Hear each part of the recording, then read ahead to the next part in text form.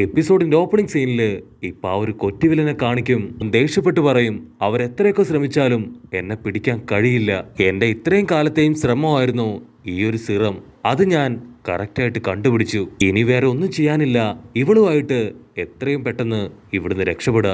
അപ്പ ആ ചിന്നപ്പെണ്ണ് അവൾ ഒരുപാട് ആഗ്രഹിക്കും ഒരു പാറയോ കല്ലോ എന്തെങ്കിലും വന്ന് വീണ് ആ വില്ലന്റെ പെട്ടത്തല അത് രണ്ടായിട്ട് പിളർന്നു പോണേ എന്ന്. കട്ട് ചെയ്താ ഇവിടെ ഉണ്ടപ്പനും നമ്മുടെ കരീഷ്മയും അവരൊരുപാട് കഷ്ടപ്പെട്ട് ആ വില്ലന്മാരെ അടിച്ചു തെറിപ്പിച്ചു.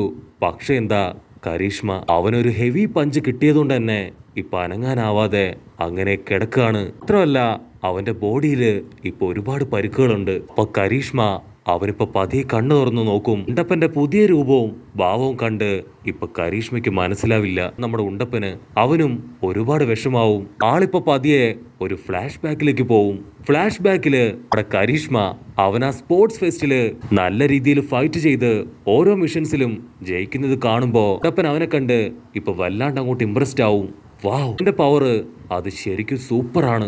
കട്ട് ചെയ്താ അതൊക്കെ ഓർത്ത് ഇപ്പൊ നമ്മുടെ ഉണ്ടപ്പൻ അവൻ കരയാണ്. അപ്പൊ അതേ സമയം ആ പഞ്ച് വില്ലൻ അവൻ വീണ്ടും ഇപ്പൊ എഴുന്നേറ്റ് വരും. അവൻ പറയും, ഞാൻ ഇപ്പോഴും മരിച്ചിട്ടില്ല. നിങ്ങൾ രണ്ടുപേരെയും കൊല്ലാനായിട്ട് ഞാൻ വീണ്ടും തിരികെ എത്തിയിരിക്കുകയാണ്. അത് കേട്ട് ഉണ്ടപ്പൻ അവൻ ഷോക്കാവും. കാരണം അവന്റെ ഉള്ള പവർ മുഴുവൻ അവൻ ഉപയോഗിച്ചു കഴിഞ്ഞു. അപ്പൊ അടുത്ത വില്ലൻ അവൻ പറയും, നീ ടെൻഷൻ അടിക്കേണ്ട ആവശ്യമില്ല. തൊട്ടടുത്ത് ട്രീറ്റ്മെന്റ് റൂമുണ്ട്. വേണമെങ്കിൽ നമുക്ക് അവിടെ പോയി ട്രീറ്റ്മെന്റ് എടുക്കാം. അതിനാ പഞ്ച് വില്ലൻ അവൻ ദേഷ്യപ്പെട്ട് പറയും, നീ എന്താ പറയണേ?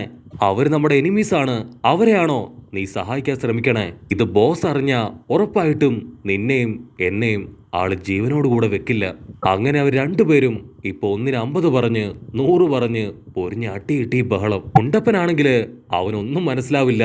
അവൻ കൺഫ്യൂസ്ഡ് ആയിട്ട് അങ്ങനെ നോക്കി നിൽക്കും. ആക്ച്വലി ഈ ഒരു വില്ലന് നമ്മുടെ കരീഷ്മയെ ഒരുപാട് ഇഷ്ടമായി. ഇതിനു മുൻപ് ഒരുപാട് പേരുമായിട്ട് ഫൈറ്റ് ചെയ്തിട്ടുണ്ടെങ്കിലും ഇത്രയും പവറുള്ള ഒരാളുമായിട്ട് അവൻ ഫസ്റ്റ് ടൈമാണ് ഫൈറ്റ് ചെയ്യുന്നത്. അതുകൊണ്ട് തന്നെ കരീഷ്മയോട് അവനിപ്പോ ഭയങ്കര സ്നേഹവും റെസ്പെക്റ്റ് ഒക്കെയാണ്. അതുകൊണ്ടാണ് ശത്രുതയൊക്കെ മറന്ന് അവനെയും ആ ഒരു ട്രീറ്റ്മെന്റ് റൂമിലേക്ക് ആ ഒരു വില്ലൻ വിളിച്ചത്. വില്ലൻ ആവേശത്തില് ഇപ്പൊ വീണ്ടും പറയും, എനിക്ക് നിന്റെ കൂടെ ഞാൻ തോക്കുന്നത് വരെ ഫൈറ്റ് ചെയ്യണം. അങ്ങനെ തോക്കുന്നതില് എനിക്ക് അഭിമാനമേ ഉള്ളൂ. സോ നീ അതിന് റെഡിയാണോ ചോദിക്കും. അത് കേട്ട് ഉണ്ടവില്ലൻ അവൻ ആകെ ഷോക്കാവും. മാത്രമല്ല കരീഷ്മ ഓർത്ത് ഇപ്പൊ ഒരുപാട് അഭിമാനാവും. കാരണം കരീഷ്മ അവൻ ആഗ്രഹിച്ചതുപോലെ തന്നെ വളരെ സ്ട്രോങ് ആയിരിക്കുകയാണ്. ഒരു വില്ലൻ പോലും നിന്റെ കഴിവിനെ അഭിനന്ദിക്കുകയാണ്. ഇതൊരിക്കലും കേട്ടുകേൾവി പോലും എനിക്കുണ്ടായിട്ടില്ല. അവിടുന്ന് അങ്ങനെ കട്ട് ചെയ്ത നമ്മുടെ ആൾക്കാർ 2 എപ്പിസോഡായിട്ട് ഇപ്പോഴും ഓടിക്കൊണ്ടേയിരിക്കുകയാണ്. അതിന്റെ കൂടെ തന്നെ ആ ഒരു ഷെയ്ക്കിംഗ് വില്ലൻ അവനെ കൊണ്ട് കഴിയും പോലെ ആ ബിൽഡിംഗ് മുഴുവൻ ഇപ്പൊ ഷെയ്ക്ക് ചെയ്തുകൊണ്ടേയിരിക്കും. ഇവിടെ സീൻ ബ്ലാക്ക് ഔട്ട് ചെയ്ത ഇപ്പൊ കരീഷ്മയെ ആ ഒരു വില്ലൻ ട്രീറ്റ്മെന്റ് റൂമിലേക്ക് കൊണ്ടുവന്ന് അവന്റെ ബോഡി മുഴുവൻ പ്ലാസ്റ്റർ ഒക്കെ ഇട്ട് മെഡിസിൻ ഒക്കെ കൊടുത്ത് അങ്ങനെ സെറ്റാക്കി ബെഡിൽ കിടത്തും. അപ്പോഴാണെങ്കില് നമ്മുടെ ഉണ്ടപ്പന് ഭയങ്കര സംശയം. അവൻ ആ വില്ലനോട് ചോദിക്കും, നിനക്ക് ഇത്രയും പവറില്ലേ, എന്നിട്ടും നീ എങ്ങനെ ഈ ലോക്കൽ വില്ലന്മാരുടെ കൂടെ ചേർന്നു? അതിനാ വില്ലൻ പറയും, അതൊരു വലിയ കഥയാണ്. ആ കൊറ്റി വില്ലൻ അവൻ എന്നെ വന്ന് കണ്ട് അവന്റെ ടീമിൽ ചേരാനായി എന്നോട് പറഞ്ഞു. അതിനുവേണ്ടി ഞാൻ ഒരേ ഒരു ഡിമാൻഡ് അവന്റെ മുൻപിൽ വെച്ചു. എന്നോട് ഫൈറ്റ് ചെയ്ത് അവൻ ജയിക്കണം. അവൻ ജയിക്കുകയാണെങ്കിൽ ഉറപ്പായിട്ടും അവന്റെ ടീമിൽ ഞാൻ ചേരും എന്ന് വാക്കു കൊടുത്തു. പക്ഷെ എന്താ, ആ ഒരു ഫൈറ്റില് ഞാൻ ദാരുണമായിട്ട് തോറ്റുപോയി. 1 അല്ല 5 തവണ ഞങ്ങൾ ഫൈറ്റ് ചെയ്തു. ആ 5 തവണയും എനിക്ക് തോൽവി മാത്രമാണ് ഉണ്ടായത്. അങ്ങനെയാണ് ഞാൻ ഈ ടീമിലേക്ക് എത്തിയത്. പക്ഷെ ആക്ച്വലി എനിക്കിവിടെ നിൽക്കാൻ ഒട്ടും ഇഷ്ടമല്ല. ആ കൊറ്റി വില്ലനും അവന്റെ ടീമും അവരെല്ലാവരും ചേർന്ന് എന്തൊക്കെയോ കണ്ടുപിടിക്കാൻ ശ്രമിക്കുകയാണ്. അവർക്കിപ്പോ ആവശ്യം ഒരുപാട് പണമാണെന്ന് പറഞ്ഞ് അവന് കൊറ്റി വില്ലനെ കുറിച്ച് അറിയാവുന്ന എല്ലാ കാര്യങ്ങളും ഇപ്പൊ നമ്മുടെ ആൾക്കാർക്ക് അങ്ങനെ മുഴുവനായിട്ടും പറഞ്ഞു കൊടുക്കും. കട്ട് ചെയ്ത നമ്മുടെ ആൾക്കാര് അവര് വീണ്ടും ഇപ്പൊ മുൻപോട്ട് ഓടിക്കൊണ്ടേയിരിക്കും. അപ്പൊ അവരുടെ തൊട്ടു പിന്നാലെ ഒരുപാട് വില്ലന്മാര് അവരെ അടിക്കാനായിട്ട് ഓടി അടുക്കുന്നത് അവര് കാണും. അത് കണ്ട് ആ കമ്മലിട്ട സൂപ്പർ ഹീറോ അവനുടനെ അവന്റെ പ്രത്യേക പവർ ഉപയോഗിച്ച് അവിടെ വലിയൊരു ഡോർ ക്രിയേറ്റ് ചെയ്യും. എന്നിട്ടത് ലോക്ക് ചെയ്ത് ഇപ്പൊ വീണ്ടും നമ്മുടെ ആൾക്കാരെയും കൂട്ടി മുൻപോട്ട് പോവും. കട്ട് ചെയ്ത ഇസുക്ക് പയ്യൻ അവൻ വീണ്ടും വീണ്ടും മുൻപിൽ കാണുന്ന ഓരോ ചുമരും ഇടിച്ച് തകർത്തുകൊണ്ടേയിരിക്കും.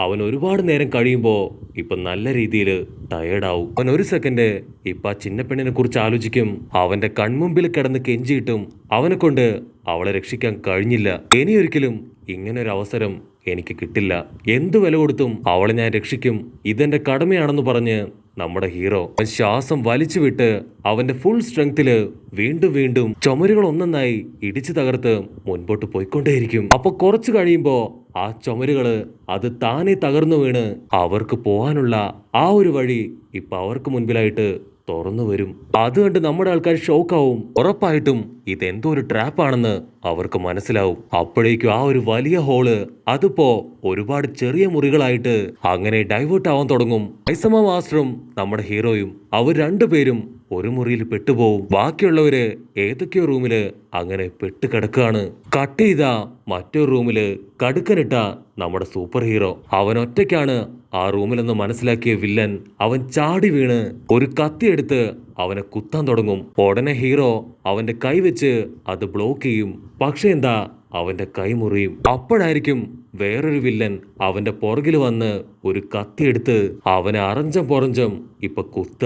നമ്മുടെ ഹീറോ അവനിപ്പോ വേദന കൊണ്ട് നിലവിളിക്കാൻ തുടങ്ങും. സൗണ്ട് കേട്ട ഉടനെ ഇപ്പൊ ഇസുക്ക് പയ്യൻ അവനെ ചുമരിടിച്ചു തകർത്ത് കടുക്കൻ സൂപ്പർ ഹീറോയുടെ ആ ഒരു റൂമിലേക്ക് വരും. അപ്പൊ ഒരു കടുക്കൻ സൂപ്പർ ഹീറോ വലിയ പരിക്കേറ്റ് ചോരയിൽ കുളിച്ചു കിടക്കാണ്. മറ്റൊരു ഭാഗത്ത് കടുക്കൻ സൂപ്പർ ഹീറോയുടെ അതേ വേഷത്തില് ആ വില്ലത്തി ഇസുക്കിനെ കണ്ട ഉടനെ ആ വില്ലത്തി ഓടി വന്ന് അവനെ റൗണ്ട് ചെയ്ത് പിടിക്കും. പക്ഷെ ഐസമ മാസ്റ്റർ ആളുടെ പവർ വെച്ച് അവളുടെ പവറിനെ അങ്ങനെ ഇറേസ് ചെയ്ത് കളയും. അപ്പൊ ഉടനെ അവളുടെ പവർ നഷ്ടപ്പെട്ട് ഇപ്പൊ യഥാർത്ഥ രൂപത്തിലേക്ക് വരും. ഐസമ മാസ്റ്റർ ആളുടെ റോപ്പ് എടുത്ത് അവളെ അങ്ങനെ ചുറ്റിയെടുക്കും. എന്നിട്ട് കറക്കിയെടുത്ത് ഒരൊറ്റ അടി കിട്ടിയ ഉടനെ അവൾ ആ ടൈ കട്ട് ചെയ്ത് അവിടുന്ന് ഓടി രക്ഷപ്പെടും. പക്ഷെ അപ്പോഴായിരിക്കും നമ്മുടെ ആൾക്കാർക്ക് ഒരു കാര്യം മനസ്സിലാവുക. ആക്ച്വലി കൊറ്റി വില്ലനും ആ ലീഗ് ഓഫ് വില്ലൻസ് ടീമും അവർ രണ്ടുപേരും ഇപ്പൊ ടൈപ്പ് ആയിട്ടാണ് ഈ കാര്യങ്ങളെല്ലാം തന്നെ ചെയ്തുകൊണ്ടിരിക്കുന്നത്. അവർക്ക് എന്തോ ഒരു വലിയ മിഷൻ ഉണ്ട്.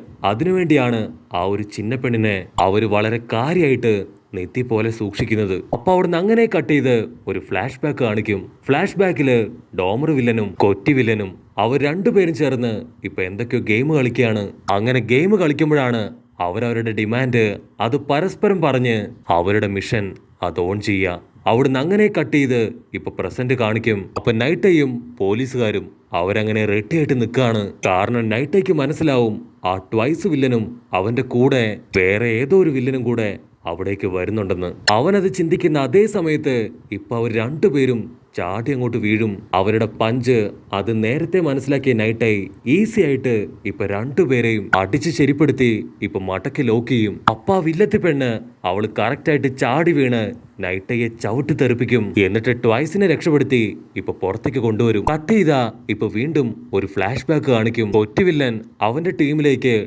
ട്വൈസിനെയും യോഗയെയും അവർ രണ്ടുപേരെയും വേണമെന്ന് ആവശ്യപ്പെടും. പക്ഷെ അവർക്ക് രണ്ടുപേർക്കും അതിന് താല്പര്യം ഉണ്ടാവില്ല. കാരണം ആ കൊറ്റുവില്ലൻ അവരുടെ ടീമിലുള്ള ഒരുത്തനെ കൊന്നു കളഞ്ഞു, മറ്റൊരുത്തന്റെ കൈവെട്ടി. അവര് രണ്ടുപേരും ഇപ്പൊ അടിച്ചു പറയും, ഞങ്ങൾ ഒരിക്കലും അവന്റെ ടീമിൽ ചേരില്ല. ഇതിനാ പെണ്ണൊരു കത്തിയെടുത്ത് ട്വൈസിന്റെ കഴുത്തിൽ വെക്കും. നിങ്ങൾക്കൊന്നും സംഭവിക്കില്ല, അത് ഞാൻ ഉറപ്പു തരാം. അതുകൊണ്ട് ഈ തവണയെങ്കിലും ഞാൻ പറയുന്ന കേൾക്ക്. അങ്ങനെ അവള് പറഞ്ഞത് കേട്ട് വേറെ വഴിയില്ലാതെയാണ് അവർ രണ്ടുപേരും ഇവിടേക്ക് എത്തിയത്. കട്ട് ചെയ്ത ട്വൈസ് വില്ലൻ അവന് കലി കയറി നമ്മുടെ ഇസുക്ക് ചെക്കനെയും ഐസമ മാസ്റ്ററെയും അവരെ രണ്ടുപേരെയും തൂക്കിയെടുത്ത് പോകുന്നതോട് കൂടെ ഈ ഒരു എപ്പിസോഡും അവസാനിക്കുന്നു. എപ്പിസോഡ് ഇഷ്ടപ്പെടുകയാണെങ്കിൽ തീർച്ചയായിട്ടും ലൈക്ക് ചെയ്യാനും കമന്റ് ചെയ്യാനും ഷെയർ ചെയ്യാനും മറക്കല്ലേ. ഒരു അടിപൊളി എപ്പിസോഡായിട്ട് കാണുന്നവരെ ഇറ്റ്സ് മീ വിത്ത് ഗോപോളി.